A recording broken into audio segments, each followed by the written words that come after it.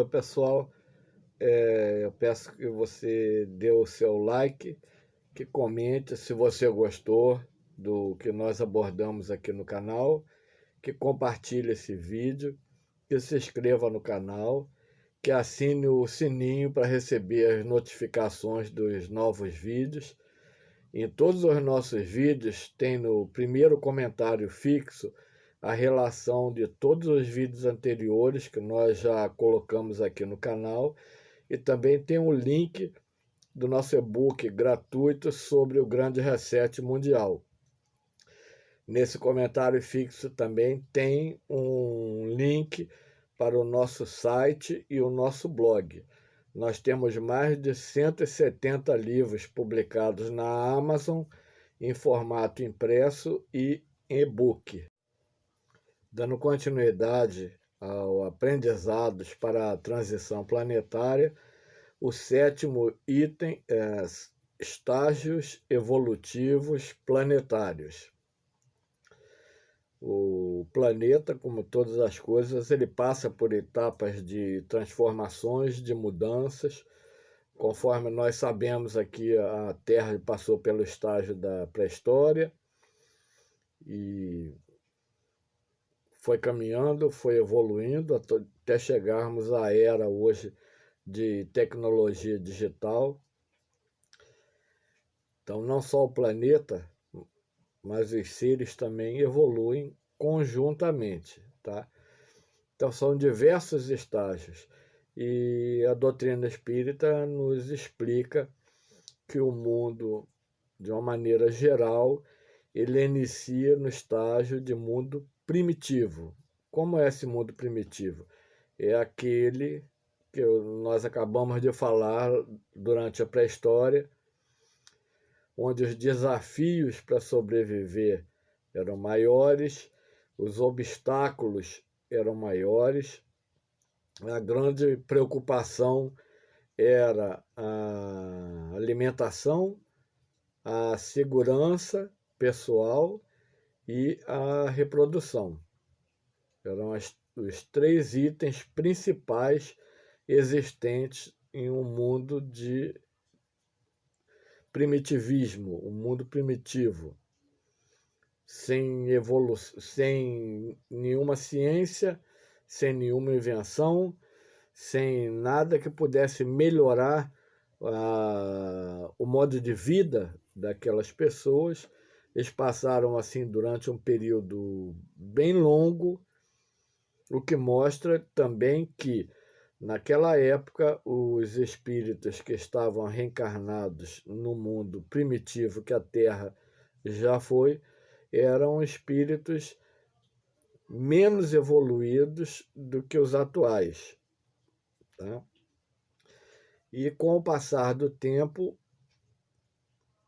o mundo foi evoluindo, os seres evoluindo, atingiu o 2º estágio, que é o mundo de provas e de expiações, que é o estágio atual. O mundo de provas e expiações é um mundo onde o mal ainda impera, a ignorância ainda impera, o egoísmo ainda impera,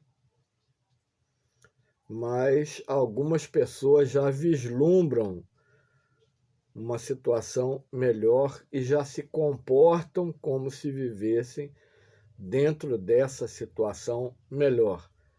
São aquelas pessoas que se dedicam a ajudar o próximo, que criam instituições como Divaldo Pereira Franco lá na Bahia, com a Mansão do Caminho, e outros mais, que criam instituições para auxiliar aquelas pessoas mais necessitadas. A prova é um desafio para o espírito. Ele supera aquela prova, ele conquista benefícios, ele evolui. A expiação é uma condição que acompanha o espírito encarnado durante todo o seu transcurso reencarnado em um corpo biológico. A expiação é uma situação que o espírito não consegue reverter de uma maneira natural. Por exemplo, ele nasce sem uma perna. Existe a perna biônica que ele pode usar, mas ele não tem a perna biológica. Ele nasce cego, ele nasce surdo, ele nasce mudo, com a deficiência física ou uma deficiência mental. Isso aí é uma expiação, não é regra, mas, em geral, houve o mau uso daquilo que hoje falta ou que está comprometido em existências passadas. E isso aí acarreta o espírito enfrentar esse problema, conviver com a falta daquele membro que ele usou de uma maneira errada, ou da inteligência que usou de maneira errada, da fala, da audição que ele usou de uma maneira errada, para valorizar esse sentido e passar a usar de uma maneira construtiva para ele e para o próximo. Então é isso que caracteriza o mundo de provas e expiações. O egoísmo ainda impera. E a principal causa da maioria dos problemas da nossa sociedade atual, a principal causa das mazelas da humanidade é o egoísmo e, em segundo lugar, a ignorância. As pessoas querem tudo para si, são imediatistas, não pensam no próximo, porque a maioria delas não tem uma visão de futuro, então acham que tem que aproveitar o aqui e agora, porque o amanhã é incerto. E a doutrina espírita já mostra uma visão diferente, que existe um amanhã, podendo estar ligado a um corpo biológico ou não, esse amanhã vai existir para aquela entidade que está reencarnada. O terceiro estágio que os mundos passam é o de mundo de regeneração. Nós estamos adentrando esse estágio. Como é esse mundo de regeneração? É um mundo onde ainda existe o mal, mas ele é em menor proporção do que o bem. As pessoas estão mais voltadas para causas coletivas e não individuais. As pessoas se preocupam com a sociedade de uma maneira geral e buscam o melhor para aquela sociedade, que a sociedade estando bem, o indivíduo, logicamente, vai estar bem. Se a sociedade possui abundância de alguma coisa, os indivíduos componentes daquela sociedade vão ter abundância daquela coisa. Esse é o entendimento que ainda falta no ser humano, mas o mundo de regeneração é aquele mundo onde as dores são menores, se assim a gente pode se expressar. Não existem expiações e as provas são de teor mais suave do que aquelas que acontecem em mundos de provas e expiações exclusivamente. O quarto estágio do todos os planetas passam é o estágio de mundo feliz. O mundo feliz é aquele onde o mal é uma coisa inimaginada. Eles vivem para o bem, eles vivem para o coletivo, eles vivem para construir benefícios que sejam gerais e não específicos. Beneficiem a coletividade e não a individualidade. A seguir, nós temos o caso dos mundos divinos ou celestes, onde não existe o mal, existe o amor, a compreensão, a tolerância, o conhecimento, e os espíritos estão voltados exclusivamente para ações construtivas e benéficas para a sua sociedade e para as outras sociedades. Geralmente são de mundos que estão nesse estágio, que saem missionários para reencarnar em mundos mais atrasados, para levar uma mensagem revolucionária que melhore a qualidade de vida naqueles mundos que estão em estágios mais atrasados. E como exemplo, nós temos o seguinte: o mundo primitivo é aquele mundo que está num estágio semelhante à pré-história. Mundo de provas e expiações, Terra. Mundo de regeneração, existem mundos de regeneração no nosso sistema solar, e um deles é o planeta Marte, embora algumas pessoas aqui vão contestar que a NASA não achou isso ou aquilo. Isso é uma outra questão que nós vamos abordar em outro vídeo. Marte é habitado por seres inteligentes e é um mundo de regeneração. Mundos felizes. Um exemplo de mundo feliz é o planeta Júpiter.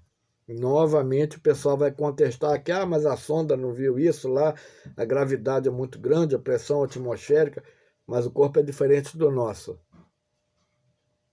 Mas existe vida inteligente lá, e lá é um planeta feliz. Mozart veio de lá para cumprir a sua missão como músico na Terra e como auxiliar da codificação espírita na época de Kardec, tá?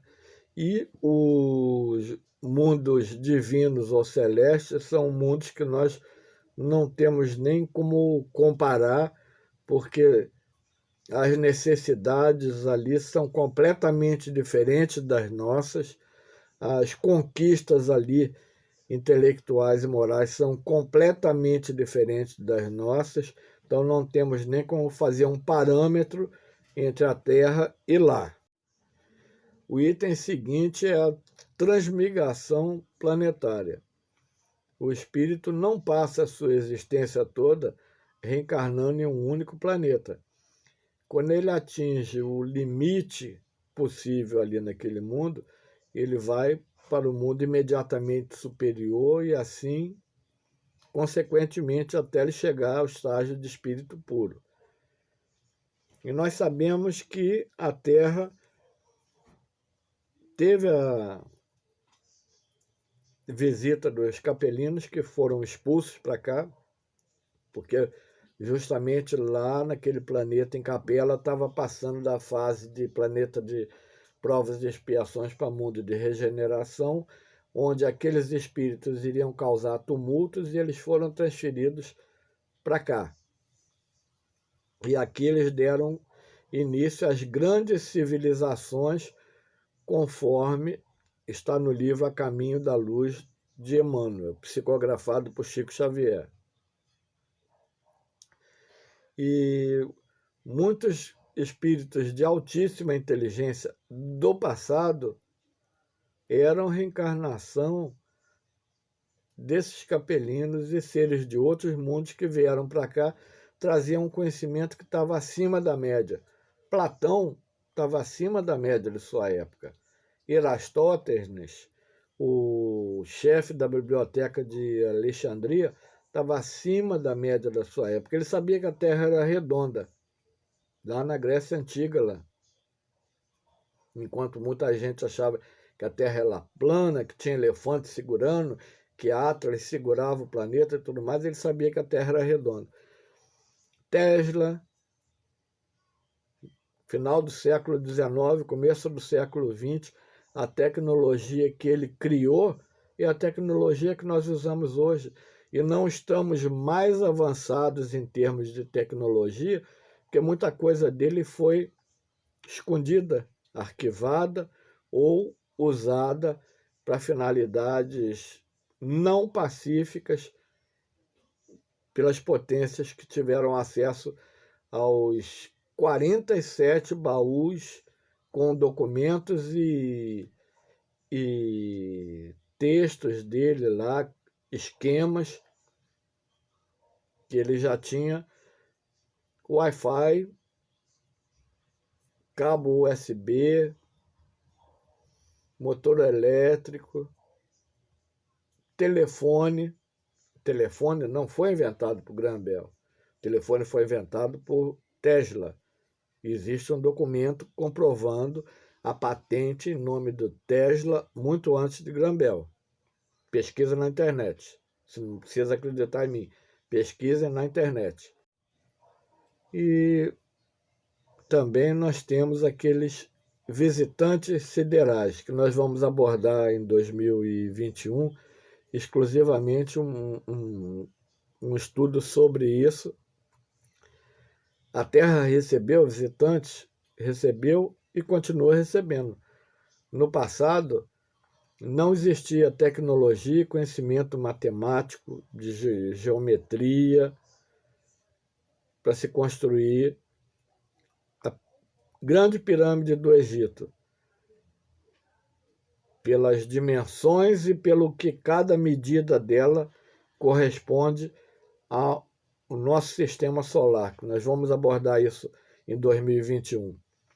Então, ali não simplesmente se chegou, construiu, botou um bloco em cima do outro. Tal.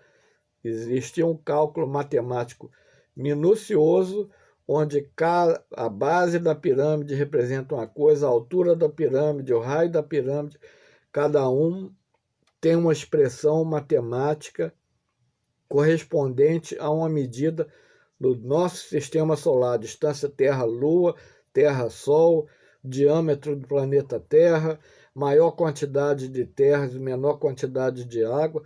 Tudo isso está expressado na grande pirâmide do Egito. O Egito era um povo de pastores, analfabetos. Como é que eles iam construir isso?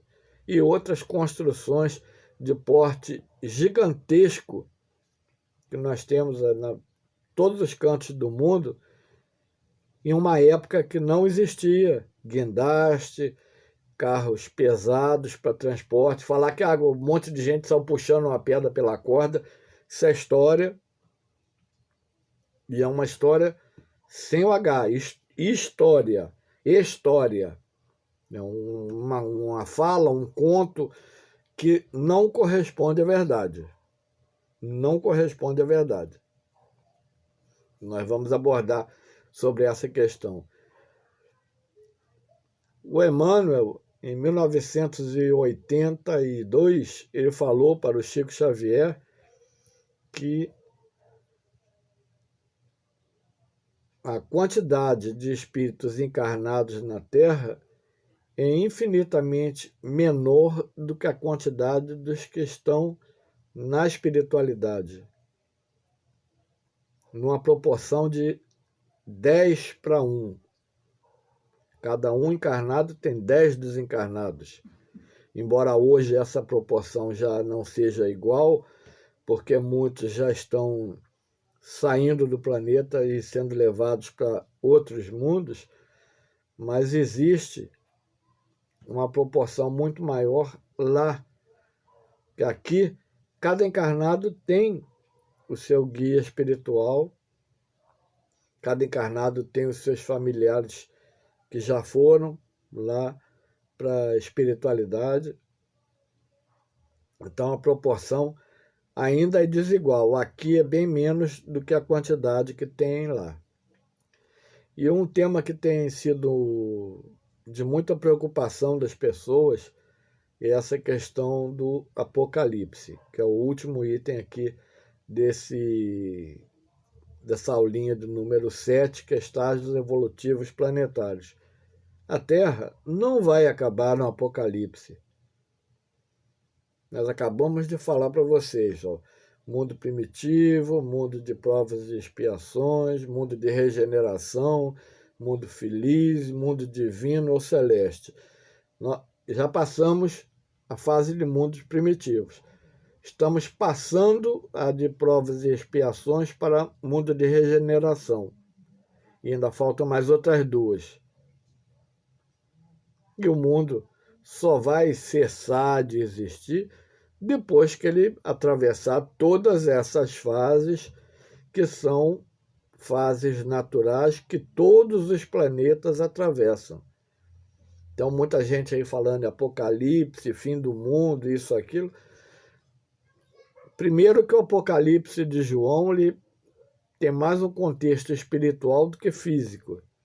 Ele se refere a essa situação presente que nós estamos vivendo, da guerra mais intensa no mundo espiritual do que no mundo material.